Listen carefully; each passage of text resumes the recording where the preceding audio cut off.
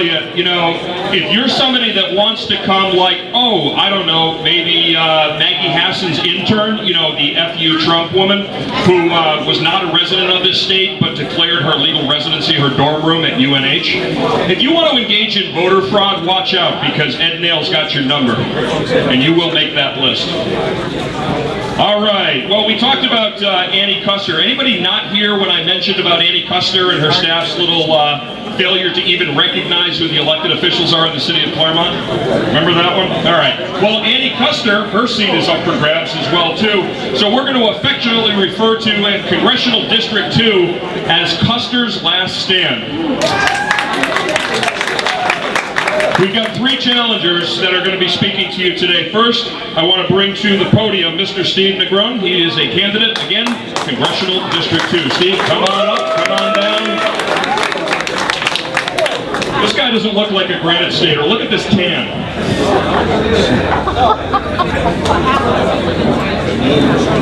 Can everybody hear me? Yeah! All right. First of all, where's Ed Nail? Ed, thank you, sir, for doing all the cooking and everything and putting this on. You guys, the Coalition of NH Taxpayers, thank you very much. We appreciate what you do. Let's give a hand to Ed and the Coalition. Some of you may not know me, and that's your problem, but I'm going to introduce myself anyway. My name is Steve Negron, and I'm going to beat Ann Kuster on November 6th, 2018. A little bit about my background. I'm retired Air Force. My wife's retired Air Force. My father's retired Air Force. Between my wife's family and mine, we have 109 years of military service, and we're still counting as our son's on active duty today with the Air Force Special Operations Command in Hillsborough, Air Force Base, Florida. So a shout out to my son and all the guys that are serving today.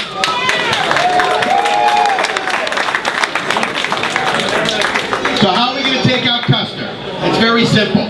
I wrote a letter when she had to go down to Mexico to see all the travesties that was happening down there.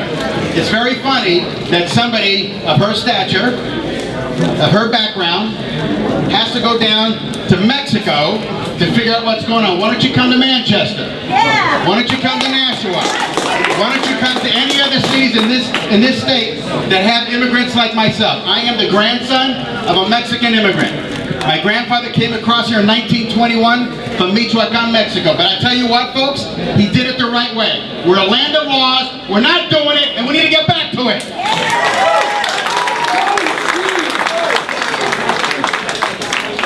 So I just can't wait on the debate stage when she's going to look at me and says, you're anti-immigrant. I'll just put my skin color up against hers. We'll see what happens. This is what we have to do. One of the things that Ann Kuster does not do is represent. St. A's had a poll. There were 24% of people had never even heard of her name. And she's a three-term incumbent. It's about constituent service. It's about coming back. It's about listening to the people in the 2nd Congressional on what their issues are. And you need to come back often and stay long because problems change, issues change, and as my grandmother used to say, you have 2 ears and 1 mouth for a reason. Yeah. When you're talking, you're not learning. So you better listen. Immigration is a top priority for me. So is the national debt. Eddie talked about it earlier. You can reduce all the taxes you want, but if you don't reduce spending, it doesn't matter. People in Washington today believe they have a blank checkbook. I'm a firm believer in what's known as zero-based budgeting. Every department, to include the Department of Defense, which is my lifeblood because my small business does 100% with the military complex. Everybody has to justify their budget. And if you don't justify it, you don't get it. Everything's on the table. Everything is on the table when I go to Washington. And we're going to have to pull the Band-Aid off because it's going to hurt. But everybody needs to share in the pain. Enough of borrowing from my children. It's time for us to take a stand and say no and no and enough is enough.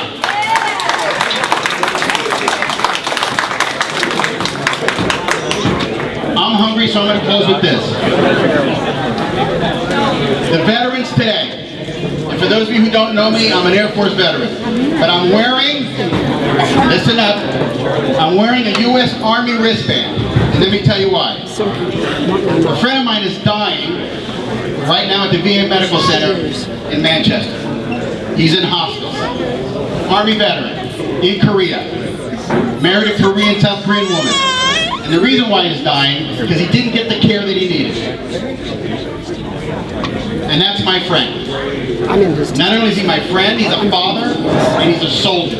And let me tell you, there are people around here that think you can take a victory lap on the shoulders of my veterans. Not on my watch, people. Not on my watch.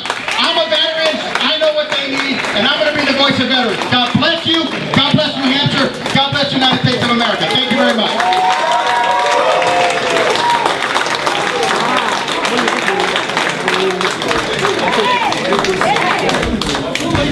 Talk about energy. I would love to see this guy after a double espresso.